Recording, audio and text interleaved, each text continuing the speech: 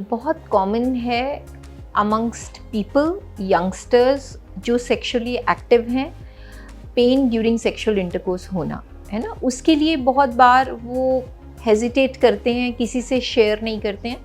Many a times जो newly married girls होते हैं उनमें एक फियर होता है, फियर के करके they do not allow the sexual intercourse happening. डर के मारे वो अपने पेल्विक फ्लोर मसल्स को कॉन्ट्रैक्ट कर लेते हैं, जिसकी वजह से इंटरकोर्स उनके लिए पेनफुल हो जाता है। इस कंडीशन को मेडिकल लैंग्वेज में वेजिनिस्मस कहा जाता है। नमस्कार, सेहतनामा देख रहे सभी दर्शकों का स्वागत।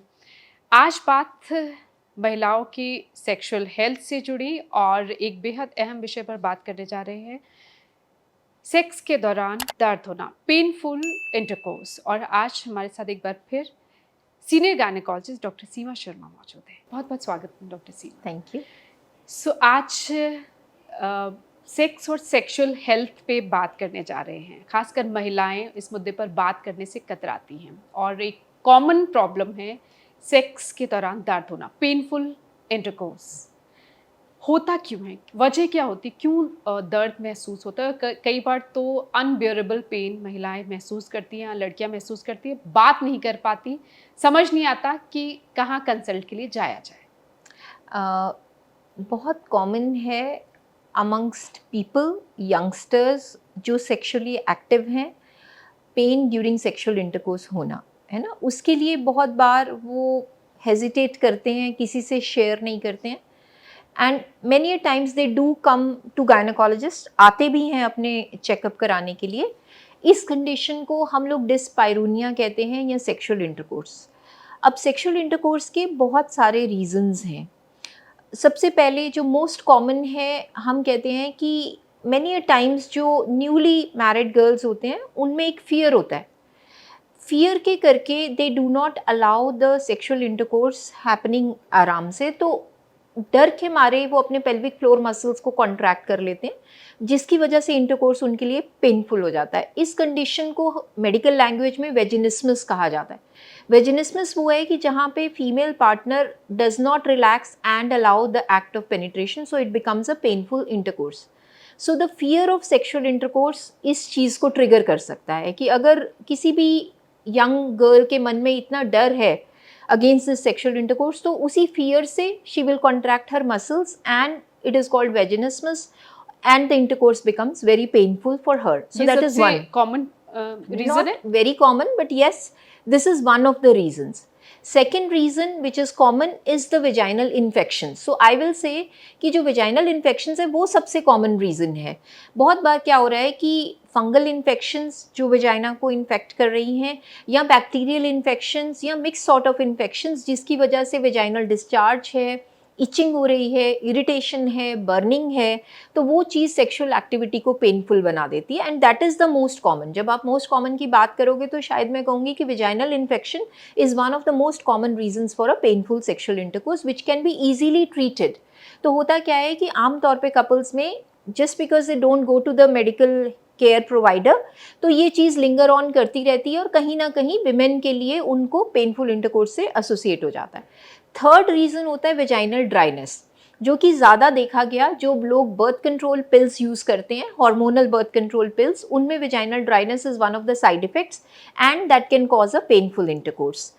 ये वेजाइनल ड्राइनेस मीनोपॉज के आसपास जाके भी आती है। तो इस करके अगर हम अपने हेल्थ केयर प्रोवाइडर के पास जाते हैं तो ये वाला जो हमारा प्रॉब्लम है ये इजीली ट्रीटेबल है। और इससे पहले हम ड्यूरिंग मेनोपॉज जो लिबिडो यानी सेक्स की इच्छा खत्म हो जाती है, महिलाओं में कम हो जाती है, उस पर बात हम पहले कर चुके हैं और आपसे गुजारिश है कि वो वीडियो डिस्क्रिप्शन में दिया हुआ है, देख सकते हैं। हाँ, क्योंकि उसमें भी हमने डिस्कस किया था कि वन ऑफ द रीजंस कि डिज़ायर कम हो रही है इज़ पेन, कि अगर सेक्सुअल इंटरकोर्स पेनफुल है तो ऑटोमेटिकली डिज़ायर कम होगी। सो वेजाइनल ड्राइनेस हमने डिस्कस कर लिया। फिर फोर्थ नंबर पे गायनेकोलॉजिकल डिजीज़ेज आती हैं। एक डिजीज़ है जिसको हम एंडोमेट्रियोसिस कहते हैं। सो वो पेशेंट्स जो एंडोमेट्रियोसिस से सफ़र कर रहे होते हैं उनके लिए sexual intercourse is very painful.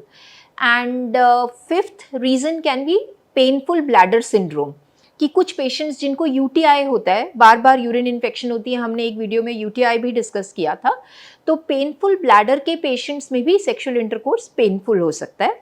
Last but not the least is again the psychological cause. एक तो हमने वेजिनिस्मस डिस्कस किया, एक साइकोलॉजिकल कॉज है कि कोई पेशेंट का बैड एक्सपीरियंस है इंटरकोर्स को लेके, पहले किसी के साथ सेक्सुअल अब्यूज हुआ है, सो वो गर्ल्स जो हैं they do not like the idea of intercourse, so they will always feel कि इट इज़ वेरी पेनफुल, और वो उसको अवॉइड करने के लिए सोचिए कि एक इस तरह से मैनिफेस्ट होता है। वन कॉमन थिंग जो हम एज गायनोकोलॉजिस्ट देखते हैं उसको कहा जाता है वल्वोडाइनिया। अब वल्वोडाइनिया एक अगेन ऐसी कंडीशन है जिसमें इंटरकोर्स पेनफुल होता है। What is वल्वोडाइनिया?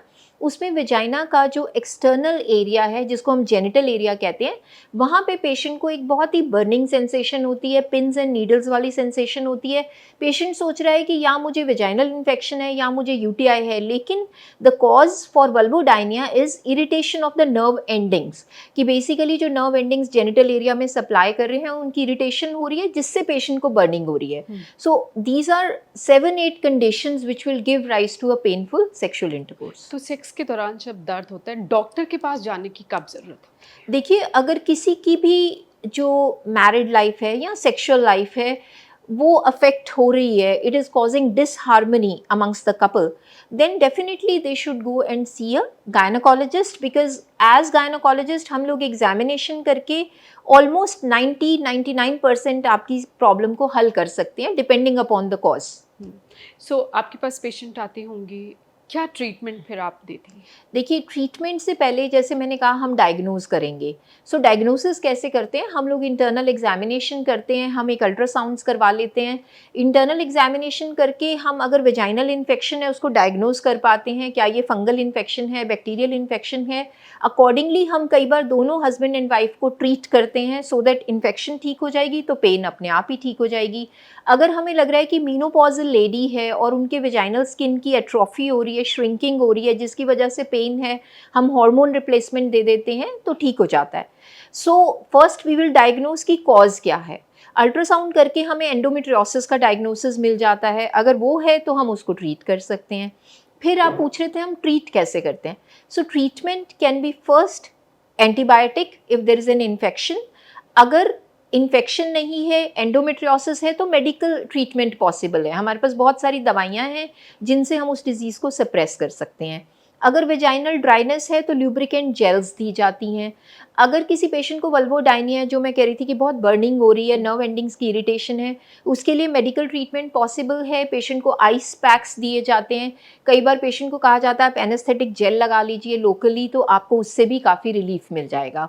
And last but not the least, हाँ, वेजिनिस्मस हम बात कर रहे थे कि जहाँ डर के मारे पेशेंट अलाउ नहीं कर पा रहा है पेनिट्रेशन, तो उस कंडीशन के लिए समटाइम्स साइकोथेरेपी हेल्प्स।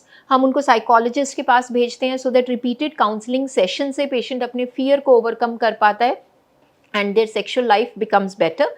और last but not the least, sometimes जो हाइमेन है वो इतना रिजिड होता है कि जिसकी वजह से जो पेनिट्रेशन है वो पॉसिबल नहीं है, so then we offer surgical treatment. So very rarely हमें सर्जिकल ट्रीटमेंट भी ऑफर करना पड़ता है। हाँ, last but not the least, हमने अभी प्रोलैप्स की बात करी थी अपने एक वीडियो में, तो जिन पेशेंट्स को प्रोलैप्स है उनके लिए भी इंटरकोर्स कई बार पेनफुल होता है। So surgery is offered, repairs are done, and I think वो पेशेंट के काफ़ी सारे सिम्टम्स को हल कर देता है।